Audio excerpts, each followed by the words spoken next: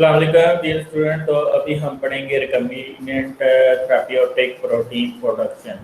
वो उसकी प्रोडक्शन क्या होती है और कौन कौन सी प्रोटीन हैं जो आजकल बहुत ज़्यादा प्रोड्यूस हो रही हैं और एज ए थेरापी के तौर पर यूज हो रही हैं।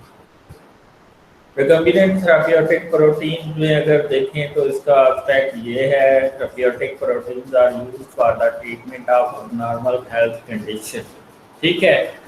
फॉर एग्जांपल अगर हीमोफिलिया ए है तो उसमें 9 फैक्टर की डेफिशिएंसी होगी।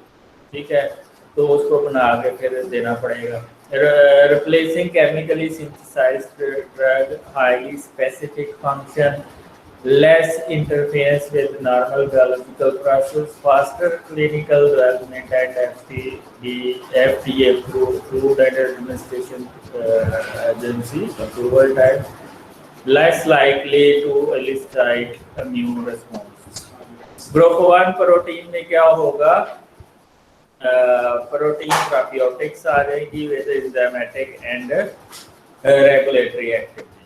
ठीक है। ग्रुप 2 में आ जाएंगी सारी प्रोटीन जो कि थेराप्यूटिक होती हैं with specific target activity.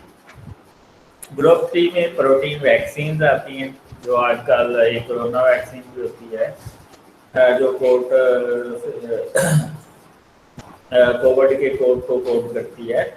Group 4 में प्रोटीन डायग्नोसिस भी जो है वो प्रोटीन निकाल के उसको देखते हैं, तो ये भी थेराप्यूटिक में आता है। Production system for the producing therapeutic protein, तो सबसे पहले हम बैक्टीरिया को डिस्कस करते हैं। बैक्टीरियल सेल क्योंकि सिंपल होते हैं और उसकी फिजियोलॉजी सिंपल होती है, जनरेशन टाइम जो है छोटा होता है, तो ये बड़ी जल्दी ग्रो करता है और बड़ी जल्दी मल्टीप्लाई करता है, तो इसलिए इसको यूज करना लैब स्केल के अंदर लो कॉस्ट होती है इससे। Large yield of product up to 10% of mass and the low cost of the acid expressed protein often do not fold properly and so they are biological inactive। इसकी वजह क्या है? अगर आप प्रोक्योर से जीनोम को देखें तो उसमें इंट्रॉन बहुत कम होते हैं, ना होने के बराबर होते हैं, लेकिन यूकेरियोट्स में इंट्रॉन भी होते हैं। तो इसके अलावा पोस्ट ट्रांसलेशनल मॉडिफिकेशन जो है वो यूकेरियोट्स के अंदर होती है, प्रोक्योर्स के अंदर नहीं होती। तो इस वजह से जो प्रोटीन बनती है थ्रू बैक्टीरिया वो इतनी इफेक्टिव नहीं होती जितनी हम यूकेरियोट के सिस्टम से बनाते हैं। The synthesised protein is often toxic to bacteria, preventing the cell culture from reaching high density. तो जो प्रोटीन हम बना रहे होते हैं वो ज़्यादा टॉक्सिक होती है बैक्टीरिया के लिए और उसकी क्वांटिटी को कम कर सकती है। यीस्ट सेल ये आजकल हम बहुत ज़्यादा यूज कर रहे हैं to produce vaccine. Yeast is a simple eukaryotes and perform any the post translational modification required for the human protein। तो यीस्ट और बैक्टीरिया में मेजर डिफरेंस तो यही आ गया कि यीस्ट में पोस्ट ट्रांसलेशनल मॉडिफिकेशन होती है और लेकिन उसमें नहीं होती, बैक्टीरिया में नहीं होती। Presence of active proteases that degrade foreign protein, thereby reducing their yield। A solution to this problem is the construction of yeast strain from which the proteins being have been treated। तो इसमें ये जो yeast है, जब आप उससे protein बनाते हैं, एक्सप्रेस प्रोटीन बनाते हैं, तो इससे क्या होता है, इसमें प्रोटीएजेस भी प्रोड्यूस होते हैं जो उस प्रोटीन को डाइजेस्ट कर देते हैं, जो उस प्रोटीन को क्या कर देते हैं, डाइजेस्ट कर देते हैं। तो हम एक ऐसी यीस्ट बनाते हैं जो कि ये जो प्रोटीएजेस है वो नहीं बना सकती। ठीक है, तो हमारी प्रोटीन उसकी डाइजेशन से बची रहती है। तो ये आप देख सकते हैं जो मोस्टली हम सेल यूज करते हैं वो बैसिलस स्पीशीज के होते हैं, इकोलाई की स्पीशीज के होते हैं, एक्टिनोमाइसिस स्पीशीज के होते हैं और यीस्ट यूकेरियोट के लिए यीस्ट होती है। इंसेक्ट सेल लाइन, आजकल इंसेक्ट सेल लाइन भी यूज करते हैं। क्यों यूज करते हैं? क्योंकि इसका हाई लेवल ऑफ एक्सप्रेशन होता है प्रोटीन। पिछले में यीस्ट में भी इतनी अच्छी फोल्डिंग नहीं होती प्रोटीन, इसमें करेक्ट फोल्डिंग होती है protein. More difficult to work with, expensive, slow generation time होता है, ये इसका डिसएडवांटेज है इंसेक्ट सेल लाइन का। Not suitable for protein with repeated sequence, जिसकी रिपीटेड सीक्वेंस आती है उसके लिए ये सूटेबल नहीं है। प्लांट्स में अगर देखें कंपीटिटिव कॉस्ट यानी कि इतनी ज़्यादा नहीं होती है compare to insect cell line. The availability of established practices for their efficient harvesting, transporting, ये ऑलरेडी एस्टैब्लिश्ड है। स्टार्टिंग एंड प्रोसेसिंग ये ऑलरेडी एस्टैब्लिश्ड है। ट्रांसजेनिक एनिमल्स ये बड़े चीप होते हैं, चीप मेथड होता है प्रोटीन को प्रोड्यूस करने का। Produce the desired protein in vast quantity when using larger animal like cows. A long lead time to generate to a herd of transgenic animal, ये एक डिसएडवांटेज होता है कि जब कोज छोटे से बड़े होते हैं तो उसके लिए बड़ा टाइम दरकार होता है। तो ये इसका एक डिसएडवांटेज हो सकता है ट्रांसजेनिक एनिमल्स का। लेकिन जब बन जाता है, वो बड़ा हो जाता है, तो उस वक्त आपके पास बड़ी प्रोटीन बनती है।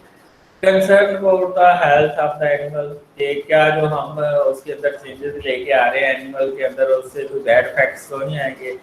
का सीरियस नेगेटिव हेल्थ इफेक्ट्स, ठीक है, नेगेटिव इफेक्ट्स आते हैं जब भी हम कोई फॉरेन चीज़ हार्ड जीन इंट्रोड्यूस करते हैं किसी भी चीज़ के अंदर।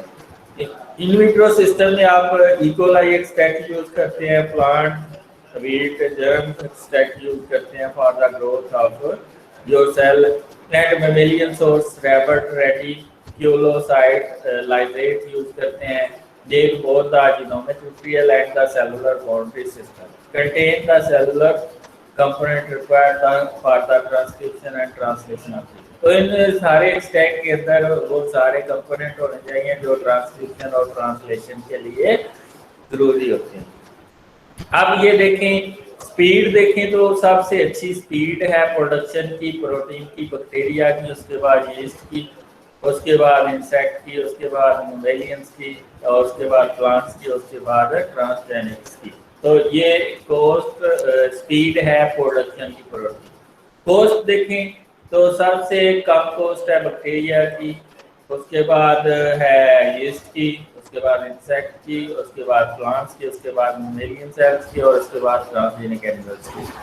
ग्लाइकोसाइलेशन देखिए तो सबसे अच्छी होती है मैमेलियन सेल्स के अंदर, ट्रांसजेनिक के अंदर, इंसेक्ट के अंदर, प्लांट, ये उसके बाद ये चीज़ें आती है। ग्लाइकोसाइलेशन सबसे अच्छी मैमेलियन सेल में होती है। फोल्डिंग भी सबसे अच्छी मैमेलियन सेल के अंदर होती है और ट्रांसजेनिक के अंदर होती है, और सबसे कम बैक्टीरिया और यीस्ट के अंदर होती है।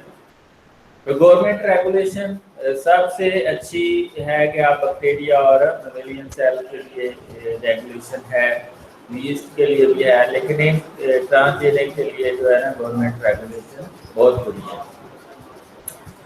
प्यूरिफिकेशन सिस्टम को अगर देखें तो इसमें ये स्टेप्स होते हैं। पार्टिकुलेट रिमूवल, जो इसके कंटेमिनेंट हैं या इसके इंग्रेडिएंट्स हैं एक्स्ट्रा, वो रिमूव किए जाते हैं, फिर उसको कंसनट्रेट किया जाता है। फिर पहले स्टेप में प्यूरिफिकेशन होती है, इसमें हम डिफरेंट प्यूरिफिकेशन टेक्निक यूज़ करते हैं, वो क्रोमेटोग्राफी की मोस्टली होती हैं। Intermediate purification, final purification and के ऊपर हमारे पास स्टीरिलाइजेशन आएगा। तो ये प्रोटीन है मसलन, सॉरी, ये जो 8 फैक्टर की डेफिशिएंसी से हीमोफिलिया ये होता है। ये 9 मैंने पहले आपको बताया कि 9 की वजह से ए होता है, लेकिन 9 की वजह से हीमोफिलिया बी होता है। तो फैक्टर 8 की वजह से जो है वो हीमोफिलिया ए होता है, और फैक्टर 9 की वजह से हीमोफिलिया बी होता है, ठीक है। तो ये कंपनीज हैं जो ये ड्रग्स बनाती हैं, यानी कि ये फैक्टर प्रोटीन बनाती हैं। टिश्यू प्लाज्माइनोजेन एक्टिवेटर ये जेंटेक लैब बनाती है, और एक्यूट मायोकार्डियल इंफार्क्शन में यूज होती है ये, क्योंकि ये जो क्लोट बना होता है उसको डाइजेस्ट करती है। इंसुलिन ये हिली लिली नोवो नॉर्डिस्क कंपनी बना रही है, ठीक है। डायबिटीज मेलाइटिस के लिए ह्यूमन ग्रोथ हार्मोन ये भी हिली लिली जेंटेक और वेरियस कंपनी बना रही हैं। और ग्रोथ हार्मोन डेफिशिएंसी जो चिल्ड्रन जो छोटे काट के रह जाते हैं उनको दी जाती है। रेथ्रोबायोटिन ये भी कंपनीज बना रही हैं, आर्थ्रोबायोटिक एनीमिया के लिए यूज होती है। डीएनएस ये जेनेटिक लैब बना रही है, और सिस्टिक फाइब्रोसिस के लिए यूज होती है, जिसमें क्लोराइड चैनल जो है वो डिसफंक्शन होते हैं। वेरियस इंटरफेरॉन्स प्रोटीन जो है ये 4 कंपनीज बना रही होती हैं, ये हेपेटाइटिस बी, सी और मल्टीपल स्क्लेरोसिस के लिए यूज होती है। तो ये प्रोटीन्स हैं जो बड़े पैमाने पर बन रही है, खासकर फैक्टर 8 और 9 हीमोफिलिया ए और बी के लिए, और इंसुलिन तो बहुत ज़्यादा बन रही है, इंसुलिन डायबिटीज लाइटेसमेंट के लिए देते हैं। इसके अलावा ये सारी प्रोटीन बहुत ज़्यादा बन रही है, खासकर ये इंटरफेरॉन थेरेपी भी जो है ये दी जाती है, तो जिनको हेपेटाइटिस सी होता है, क्योंकि हेपेटाइटिस सी की वैक्सीन नहीं है तो फिर उसको इंटरफेरॉन थेरेपी दी जाती है, एंटीबॉडी थेरेपी दी जाती है। तो anti cancer drugs currently in the process of making, ये जो इसके एक्सपेरिमेंट के लिए जो एनिमल यूज किया था वो चिकन थे। The anti cancer drugs produce in the chicken act, और ये किसने बनाई? Roslin Institute in the United Kingdom. ठीक है। Lactoferrin breast milk supplement protein है, कोज के अंदर बनी है। Community DNA target lactone from the breast milk and modify it in the cows which gives more nutritional boost for the infant. यानी कि आपने उसका ये जीन लिया फ्रॉम द वन एनिमल और फिर उसको दूसरे एनिमल में डाल। ये चाइना के अंदर हर्बिटेक चाइना के अंदर हो रहा है। ये आप देख सकते हैं डिफरेंट प्रोडक्ट्स हैं प्रोटीन्स के।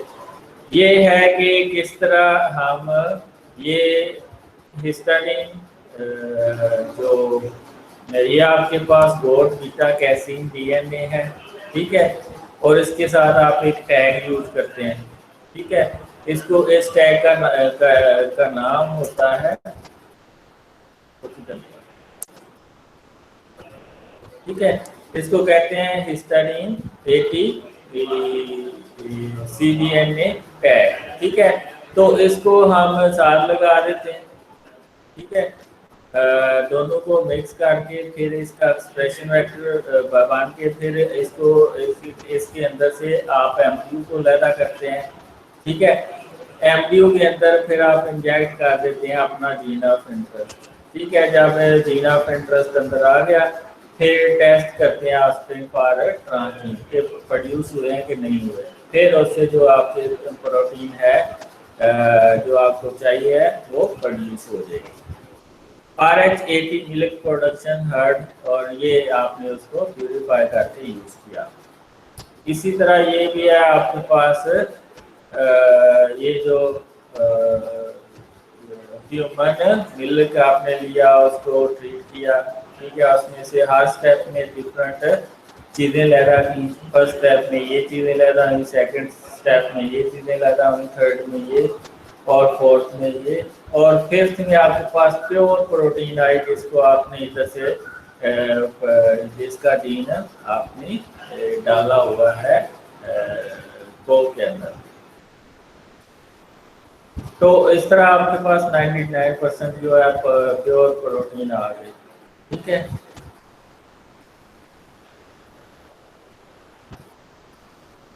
आगे हमारे पास रिकम्बिनेंट हेपेटाइटिस वैक्सीन है।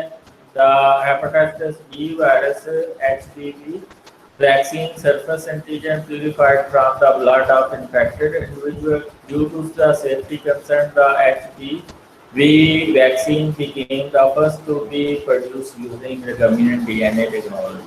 1986 में सबसे पहले जो वैक्सीन बनी थी वो हेपेटाइटिस बी की थी, जिसमें आपने recombinant DNA टेक्नोलॉजी यूज की और उसमें आपने यीस्ट को यूज किया, स्कैरोमाइसिस सर्वाइसिस। इसमें क्या होता है, हेपेटाइटिस बी है और ये बैक्टीरिया, ठीक है। तो इसमें जो HB virus antigen producing gene होता है वो हम वेक्टर में लगा देते हैं। वेक्टर कहाँ से लेते हैं, बैक्टीरिया से। उसको हम फिर यीस्ट के अंदर डाल देते हैं, वो ग्रो करता है फर्मेंटर के अंदर और प्रोटीन प्रोड्यूस करता है। फिर प्रोटीन जो प्रोड्यूस होती है उसको हम प्योरीफाई कर लेते हैं लार्ज स्केल के अंदर और उसको यूज़ करते हैं। तो ये सबसे पहले प्रोड्यूस होने वाली प्रोटीन थी जो एज वैक्सीन यूज हो रही है हेपेटाइटिस बी के खिलाफ। तो आप देख सकते हैं स्टेजेस, ये पहले स्टेज में सेल्फ प्रोपेगेशन फर्मेंटेशन हुई है, दूसरी स्टेज में हुई है, तीसरी स्टेज में या डेंसिटी ज़्यादा हो गई है और चौथी स्टेज में आपके पास वायरस पार्टिकल पैदा आ गए। Follicle stimulating hormone, single vector containing the coding sequence for both subunit genes, affecting transcription, a genetically stable transformant producing biological active recombinant follicle stimulating hormone was regulated। इसमें ये transfection करवाने के बाद जब stable transformation होगी तो फिर ये जो जीन डाला था आपने बैक्टीरिया के वेक्टर के अंदर, जब वो स्टेबल ट्रांसफेक्शन होती है तो फिर उसमें आपने आगे जाके एक्सप्रेशन शो करना होता है। 150 to 450 queen copies are present in mammalian cell. Follicle stimulating hormone product from the cell culture supernatant collected from perfusion type bioreactor downstream purification। ये आगे आएगा डायग्राम में। तो ये एक और एंजाइम है डीएनएज, यानी कि ह्यूमन जो डीएनए को कट करता है, ये एक और एंजाइम है जो सिस्टिक फाइब्रोसिस के लिए हम यूज करते हैं।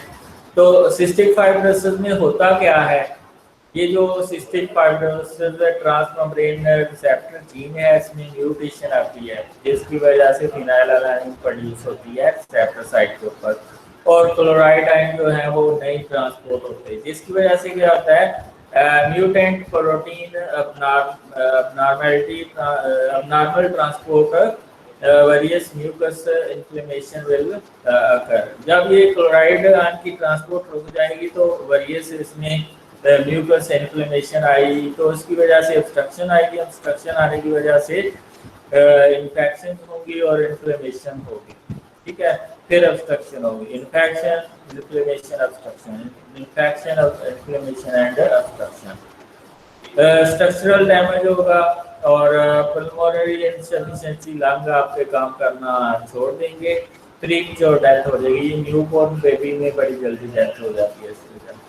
दूसरी है इसको ट्रीट आपने कैसे करना है। लेट्स सपोज कि ये डिजीज है तो इससे ये ऑब्स्ट्रक्शन भी प्रोड्यूस हो रही है, तो इस ऑब्स्ट्रक्शन को आपने, ये जो ऑब्स्ट्रक्शन प्रोड्यूस हुई है इसको आपने खत्म करना है। तो इसके लिए फिर आपको ये एंजाइम जो कि आपने प्रोड्यूस किया होगा, ठीक है, एज ए रिकम्बिनेंट प्रोटीन के तौर पर, उसको हम इधर यूज करते हैं न्यूट्रोफिलिक एक्सट्रैक्शन डीएनए। तो इसमें हम न्यूट्रोफिल के डीएनए को एक्सट्रैक्ट करते हैं और उसके अगेंस्ट डीएनए यूज करते हैं। Low molecular weight DNA decrease mucus viscosity, ये विस्कोसिटी जो कि ज़्यादा हुई होती है उसको कम कर देता है, improve pulmonary function, reduce infection during cystic fibrosis. तो सिस्टिक फाइब्रोसिस में क्या होता है, cystic fibrosis transmembrane receptor protein के अंदर जो है वो म्यूटेशन आई होती है, उसके जीन के अंदर म्यूटेशन आई होती है। कैंसर वैक्सीन किस तरह काम करती है, tumour antigen is link to cytokine. सबसे पहले हम ये जो ट्यूमर एंटीजन है इसको साइटोकाइन के साथ, ये आपके पास साइटोकाइन है उसके साथ लिंक कर देते हैं। फिर क्या होता है, complex bind to the dendritic cell precursor, ये डेंड्राइनिक सेल प्रिकर्सर के साथ लग जाता है। Complex is taken by the dendritic cell precursor, ये जो आपने एंटीजन लगाया होता है ये डेंड्राइनिक सेल के अंदर चला जाता है। फिर डेंड्राइनिक सेल क्या करते हैं, मैच्योर होते हैं और and is infuse back into the patient, और दोबारा पेशेंट के अंदर डाल दिए जाते हैं। जब ये दोबारा डाल दिए जाते हैं तो क्या होता है, dendritic cell display tumour antigen and activate T cell which is immunity cell, और फिर कैंसर के सेल जो है डिस्ट्रॉय होना शुरू हो जाते हैं और इस तरह कैंसर से ट्रीटमेंट मिल जाती है। तो इसमें डेंड्राइनिक सेल्स का रोल होता है और ट्यूमर जो एंटीजन होता है उसको लैदा करके हमने साइटोकाइनेसिस का ऊपर लगाना है, वो इंट्रोड्यूस करवाया जाता है किसके अंदर है, डेंड्राइटिक सेल के अंदर। फिर वो मिच्योर होता है, उस मिच्योर को हम प्यूरिफाई करके डाल देते हैं कैंसर सेल्स के अंदर और वो वहाँ पे डिस्ट्रक्शन डालता है। Biotherapeutic are delicate drugs, much larger and more complex than the traditional pharmaceutical, composed of unstable proteins with a precise structure, easily damaged by unfavorable temperature history during storage. तो ये आपका है क्या, थेराप्यूटिक प्रोटीन, ठीक है, जो कि use हो रही हैं आजकल के दौर में। तो अब आपके क्वेश्चन आने चाहिए मैक्सिमम।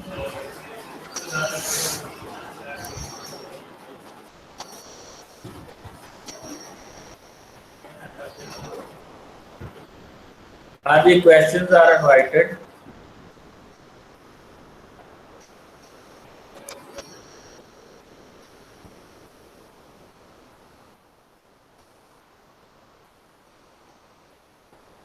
और क्वेश्चन है किसी का?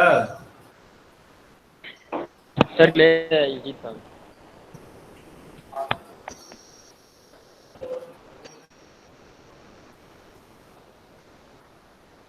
अच्छा, इसमें एक ये है कि ये जो किधर की आपका ये जो प्रोटीन है, ये जो हमने मिलेट के, ये एंटीथ्रोम्बन प्रोटीन होती है, ह्यूमन एंटीथ्रोम्बन प्रोटीन, और ये हम यूज करते हैं human antithrombin protein for large scale production, ठीक है, इन द मिलेट, ठीक है।